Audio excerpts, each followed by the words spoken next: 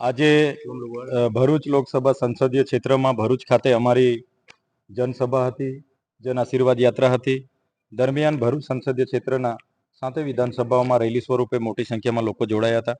1 લાખથી પણ વધારે જનમેદની અહીંયા ઉપસ્થિત રહીને અમને જ્યારે લોકોએ આશીર્વાદ આપ્યા છે, અમને સમર્થન આપ્યું છે, ત્યારે તમામ લોકોનો અમે આભાર માનીએ છીએ, તમામ વર્ગનો અમે આભાર માનીએ છીએ.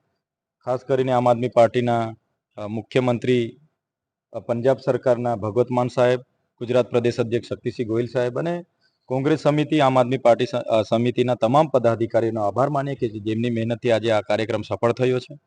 સાથે સાથે આ જ જનમેદની આવનાર દિવસોમાં જે લોકસભા આવવાની છે એમાં અમારી સાથે રહીને અમે બધા ઉતરીશું તો ચોક્કસ મને પૂરો ભરોસો છે કે આ ભરૂચની લોકસભા આ વખતે અમે જીતી શકીશું.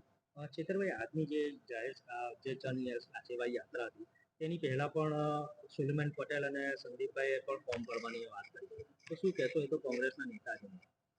અમે ગઈકાલે સુલેમાનભાઈ સાથે પણ વાત કરી છે, એમના પ્રદેશ પ્રમુખ સાથે પણ વાત કરી છે, જિલ્લા પ્રમુખ સાથે પણ વાત કરી છે. તો સુલેમાનભાઈએ ચોક્કસ અમને કીધું છે કે મારી ઈચ્છા હતી પણ હવે તમે બધા અમને કહો છો તો આપણે બધા સાથે રહી લડીશું.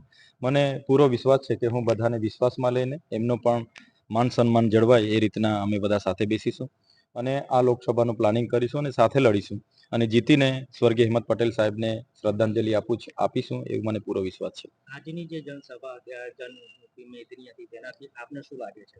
કેટલી ખુશી વ્યક્ત કરો? હા, ખુશી વ્યક્ત કરું છું. આટલી બધી કાળઝાળ ગરમીમાં લોકો આટલા દૂરથી ખાધા પીધા વગર અમારા માટે 3 વાગ્યા સુધી ઊભા હોય, ચાલતા હોય, તો ખરેખર આ લોકોમાં કેટલો આક્રોશ હશે એ આપણે સ્પષ્ટ જોઈ શકીએ છીએ. અને આવનાર દિવસોમાં એ લોકોએ કીધું છે તન મન ધનથી તમારી સાથે રહીશું, તમારી માટે મહેનત કરીશું. ત્યારે મને પૂરો વિશ્વાસ છે ભરૂચ લોકસભા બધા જ અમે મહેનત કરીશું તો 50,000ની લીડથી અમે જીતીશું.